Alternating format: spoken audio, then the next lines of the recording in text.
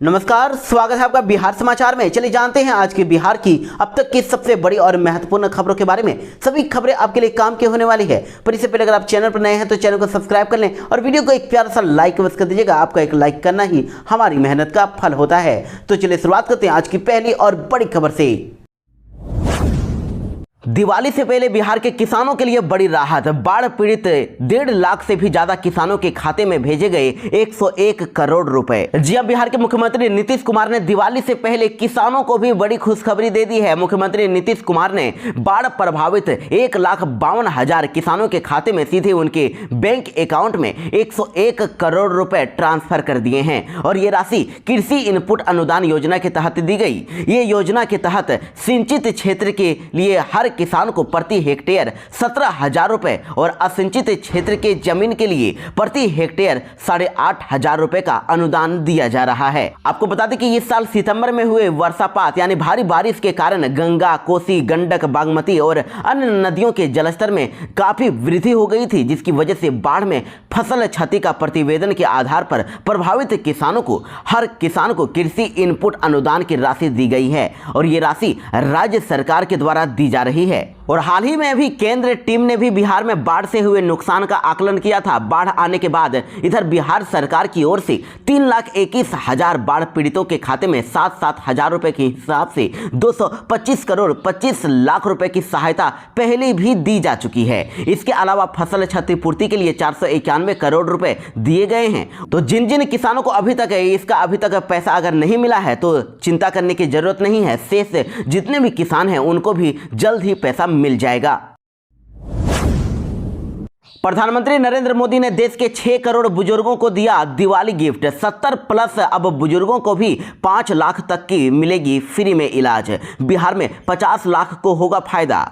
जी हां, प्रधानमंत्री नरेंद्र मोदी ने देश के 6 करोड़ बुजुर्गों को दिवाली का विशेष उपहार दे दिया है। धनतेरस और 9वें आयुर्वेद दिवस पर उन्होंने 70 साल और उससे अधिक उम्र के लोगों के लिए 5 लाख तक का मुफ्त में इलाज की सुविधा लॉन्च कर दी है। और इस मौके पर मोदी ने कहा है कि इस साल के आम चुनाव के दौरान उन्होंने वादा किया था कि 70+ यानी कि 70 वर्ष और उससे अधिक उम्र के लोगों को आयुष्मान भारत स्वास्थ्य बीमा योजना के तहत लाया जाएगा और धन्वंतरी जयंती के दिन ये गारंटी पूरी हो रही है।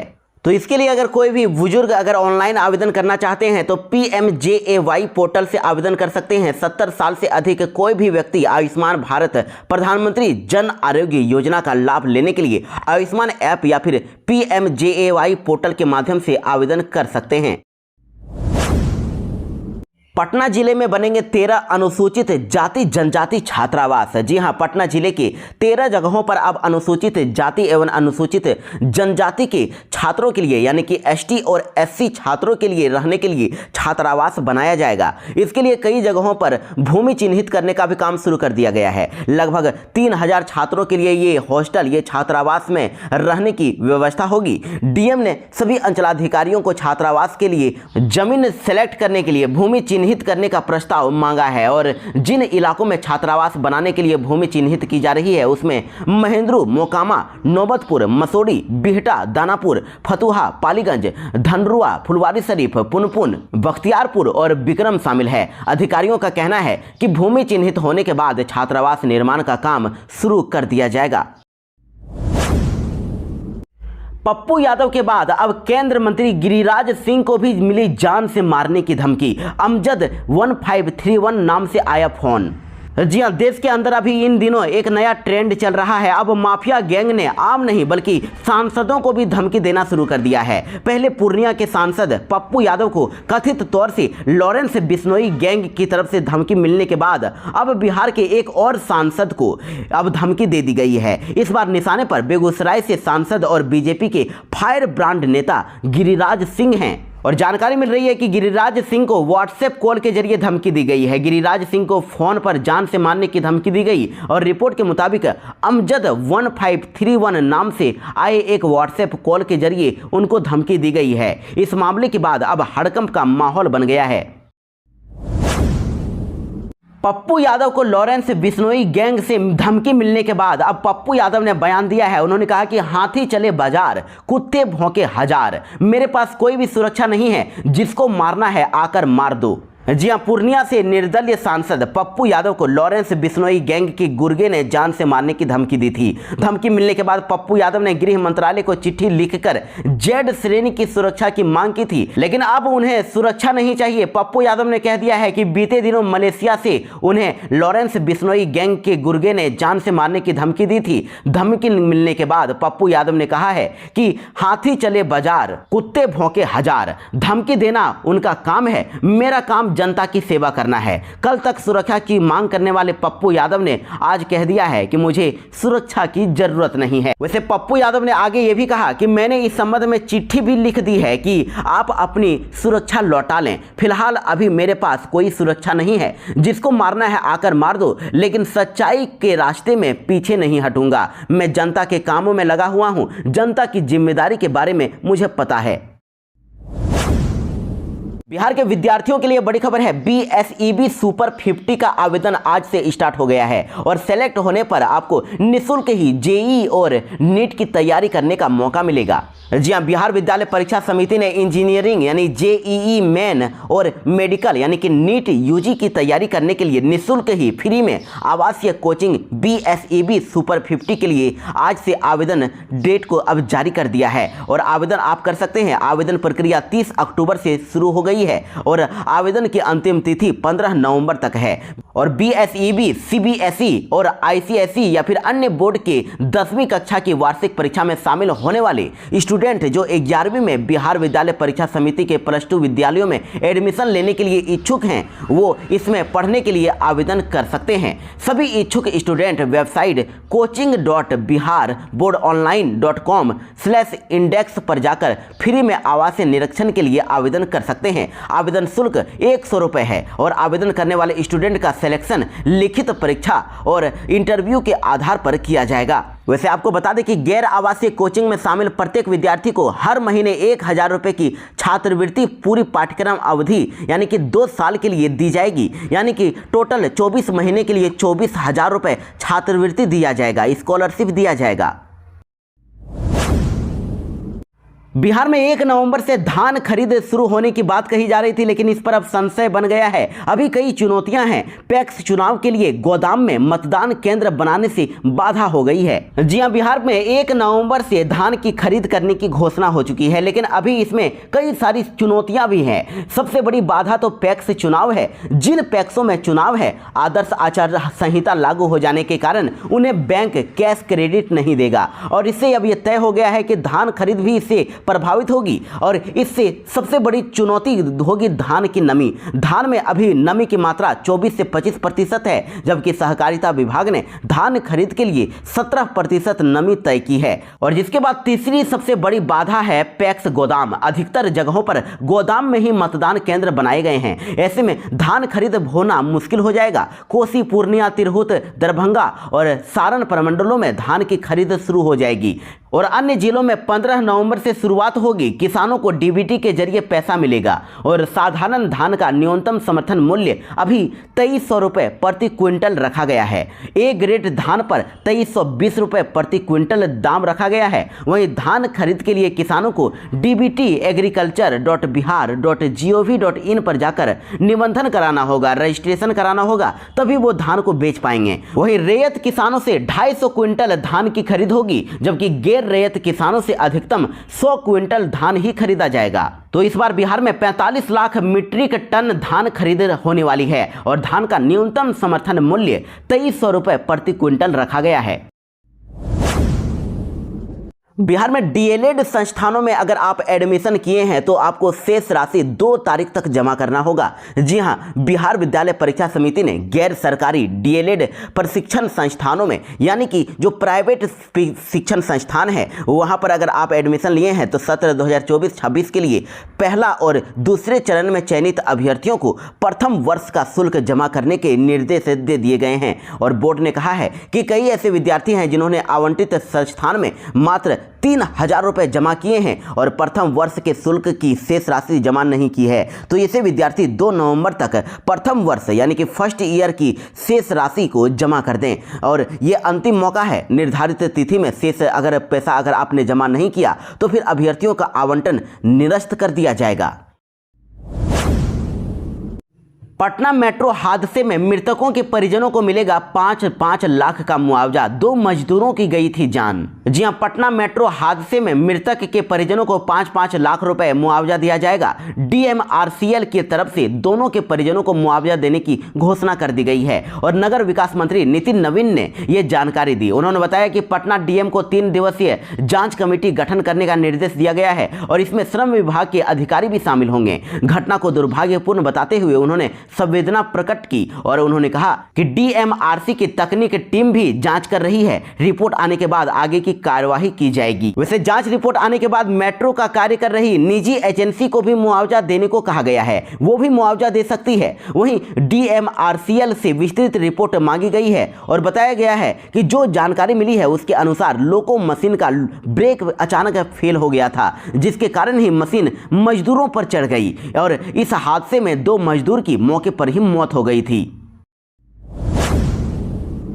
बिहार के लोगों के लिए बड़ी खबर है। पटना एम्स में सबसे आधुनिक मशीन से अब कैंसर का इलाज शुरू हो गया है। जी हां, बिहार में अब अत्याधुनिक मशीन से कैंसर का इलाज होगा। प्रधानमंत्री नरेंद्र मोदी ने पटना एम्स में कैंसर मरीजों के लिए अत्याधुनिक हेला मशीन यानी हाई एनर्जी लीनियर एक्सीलेटर से इलाज की सुविधा अब शुरू कर दी है। PM मोदी ने नई दिल्ली से ऑनलाइन इस सुविधा की शुरुआत की। वहीं सक्रिय स्वास्थ्य समन्वय यानी कि ABC से युक्त इस मशीन से कैंसर ट्यूमर को भी पूरी तरह से नष्ट करने में आसानी होगी और इसके साथ ही शरीर में फैले कैंसर कोशिकाओं को भी इससे नष्ट किया जा सकता है। इस मशीन को 27 करोड़ 50 लाख रुपए की लागत से लगाई गई है और पटना एम्स बिहार का पहला अस्पताल है जहां पर इस तरह की मशीन लगी है।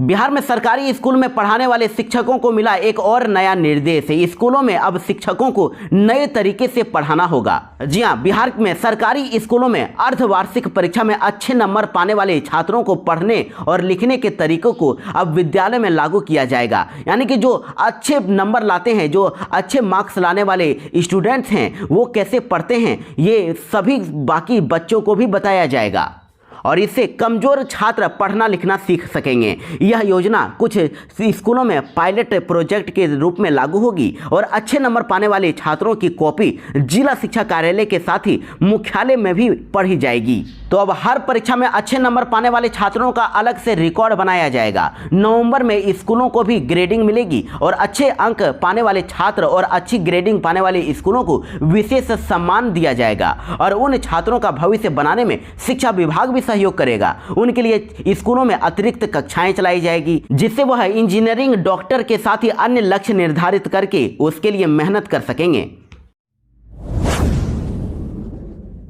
बिहार में आज 5 जिलों में भारी बारिश हो सकती है। दिवाली से पहले ही हाजीपुर और पटना की हवा भी खराब हो गई है। जी हां, बिहार में दिवाली में भी बारिश हो सकती है। मौसम विज्ञान केंद्र के द्वारा बताया गया है कि 5 जिले रोहतास, गया, नवादा, भागलपुर और कटिहार में आज बारिश का अलर्ट जारी किया गया है। वैसे दिवाली से पहले ही वायु प्रदूषण में भी बढ़ोतरी दर्ज की गई है। प्रदूषण नियंत्रण बोर्ड की ओर से 4 जिलों का AQI आंकड़ा जारी किया गया है और प्रदूषण नियंत्रण बोर्ड के मुताबिक धनतेरस के दिन हाजीपुर का AQI सबसे ज़्यादा 278 दर्ज किया गया। इसके अलावा पूर्णिया में 238, पटना में 235, मुजफ्फरपुर में 232 दर्ज किया गया है। यानी कि इन जिलों में हवा खराब हो गई है। बिहार में सभी वोटरों के लिए बड़ी खबर है। मतदान सूची में नाम जोड़ने और बदलने का मौका 28 तारीख तक दिया गया है। राज्य में विधानसभा चुनाव 2025 में होने जा रहे हैं और इसके मद्देनजर चुनाव आयोग मतदाता सूची में वोटर लिस्ट में नाम जुड़वाने, हटवाने और इसमें किसी तरह के बदलाव करने की प्रक्रिया शुरू कर दी गई है। तो इस प्रक्रिया को अब शुरू किया गया जो 28 नवंबर तक चलने वाला है। इसके लिए विशेष संक्षिप्त पुनरीक्षण 2025 कार्यक्रम चलाया जा रहा है। इसकी जानकारी राज्य के मुख्य निर्वाचन पदाधिकारी HR श्रीनिवास ने दी है। तो ऐसे में कोई भी व्यक्ति जो मतदाता बनने की योग्यता रखता है और उसका नाम अगर वोटर लिस्ट में अगर छूट गया है तो वे आवेदन करके अपना नाम जुड़वा सकता है। और किसी को अगर नाम, पता या फिर अन्य जानकारी अगर बदल लिए हैं या फिर जो लोग राज्य के बाहर चले गए हैं उनका नाम भी वोटर लिस्ट से हटवाया जा सकता है। इसके लिए भी ऑनलाइन या फिर ऑफलाइन दोनों तरह से व्यवस्था कर दी गई है। तो ऑनलाइन आवेदन करने के लिए वोटर सर्विस पोर्टल या फिर इसके लिए तैयार किए गए वोटर ऐप के माध्यम से भी ऑनलाइन आवेदन कर सकते हैं। और किसी तरह की अगर जानकारी लेनी है या फिर समस्या अगर हो रही है तो आप 1950 या फिर 1800-345-1950 पर कॉल करके आप जानकारी ले सकते हैं। मतदाताओं को फोन पर हर तरह की मदद दी जाएगी। बिहार के नियोजित शिक्षकों के लिए बड़ी खबर है। छूटे हुए 48,000 नियोजित शिक्षकों को जल्द ही अब काउंसलिंग किया जाएगा। जी हां, सक्षमता परीक्षा पास किए हुए 48,000 नियोजित शिक्षकों की काउंसलिंग छठ पूजा के बाद होने वाली है। इसके पहले शिक्षा विभाग ने शिक्षकों को उनके नाम, आधार संख्या आदि में सुधार करने और प्रमाण पत्र को वेबसाइट पर अपलोड करने का समय दे दिया है। विभाग ने सभी जिलों को आदेश जारी कर दिया है। और आपको बता दें कि 1 अगस्त से लेकर 13 सितंबर तक चली काउंसलिंग में विभिन्न कारणों के कारण 48,000 शिक्षकों की काउंसलिंग अधूरी रह गई थी। और इसमें 3,366 शिक्षक ऐसे हैं जो काउंसलिंग के लिए उपस्थित ही नहीं हो पाए थे। आपको बता दें कि बिहार में सक्षमता परीक्षा पास करने वाले उत्तीर्ण शिक्षकों की संख्या 1,87,000 है और इनमें से 48,000 को छोड़कर अन्य सभी की काउंसलिंग पूरी कर ली गई है। तो काउंसलिंग पूरी होने के बाद अब इन सभी शिक्षकों को नए सिरे से स्कूलों में अब पद स्थापित किया जाएगा। बिहार के सभी विद्यार्थियों के लिए बड़ी खबर है। आधार कार्डधारी ही अब विद्यार्थियों को योजनाओं का लाभ मिलेगा। शिक्षा विभाग ने स्पष्ट कर दिया है कि आधार कार्डधारी जिनका आधार कार्ड बना हुआ है उन्हीं स्कूली विद्यार्थियों को ही विभिन्न योजनाओं का लाभ मिलेगा। और इसको लेकर शिक्षा विभाग ने सभी जिलाधिकारियों को पत्र लिख भी दिया है। और पत्र में कहा गया है कि राशि भुगतान आधार सीडेंट बैंक खाते में करने को अनिवार्य कर दिया गया है। यानी कि जिनका बैंक अकाउंट आधार कार्ड से लिंक है उन्हीं विद्यार्थियों के खाते में पैसा भेजा जाएगा। वैसे माध्यमिक शिक्षा निदेशक योगेंद्र सिंह ने बताया कि राज्य के हर अनुमंडल के चिन्हित विद्यालयों में आधार कार्ड बनाने का किट भी उपलब्ध करा दिया गया है। सभी विद्यार्थियों का आधार कार्ड वहीं पर बन जाएगा और जिलाधिकारी व्यक्तिगत रुचि लेकर नामांकित सभी विद्यार्थियों का आधार निर्माण कराना सुनिश्चित करें। वहीं मिली जानकारी के अनुसार अभी सरकारी विद्यालयों में 1,55,00,000 छात्र छात्राओं के आधार कार्ड के साथ ई शिक्षा कोष पोर्टल पर नाम दर्ज है और 35 लाख से अधिक विद्यार्थियों का नाम अभी दर्ज करना बाकी रह गया है। बिहार में अब हर जिला मुख्यालय में खुलेगा खादी मॉल। ग्रामीण क्षेत्रों में पैदा होंगे रोजगार के नए अवसर। जी हां, पर्यटन व उद्योग मंत्री नीतीश मिश्रा ने कहा है कि आने वाले दिनों में बिहार के हर जिले में सभी जिलों में खादी मॉल खोला जाएगा। पटना के बाद मुजफ्फरपुर, पूर्णिया, गया पहले चरण में रखा गया था, उसका विस्तार होगा। और आपको बता दें कि अभी बिहार राज्य खादी ग्रामोद्योग बोर्ड के माध्यम से बिहार के ग्रामीण क्षेत्रों में घर घर रोजगार उपलब्ध कराने के लिए खादी मॉल खुल रहा है। और इस मॉल के माध्यम से बिहार के करीब 5,000 कतीन और 1,000 बुनकर को बाजार उपलब्ध कराना है। बिहार में रोजगार मेला का आयोजन किया गया जिसमें बिहार के 217 युवाओं को मिला नियुक्ति पत्र। जी हां, राष्ट्रीय स्तर पर आयोजित रोजगार मेले में बिहार के 217 युवाओं को नियुक्ति पत्र दिया गया और इस बार डाक विभाग को इस योजना की जिम्मेवारी दी गई थी। पटेल भवन बेली रोड में आयोजित इस कार्यक्रम में सरकारी नौकरी के लिए चयनित 217 युवाओं को नियुक्ति पत्र दिया गया। इसमें डाक विभाग के 74, SSB के 67, विभिन्न बैंकों में 39 और स्वास्थ्य विभाग के लिए 10, CIPF के 8, माइंस के 11 चयनित अभ्यर्थियों को नियुक्ति पत्र दिया गया। इसके अलावा CISF, रेलवे, NTPC और FCI में भी कई नियुक्ति पत्र दिए गए।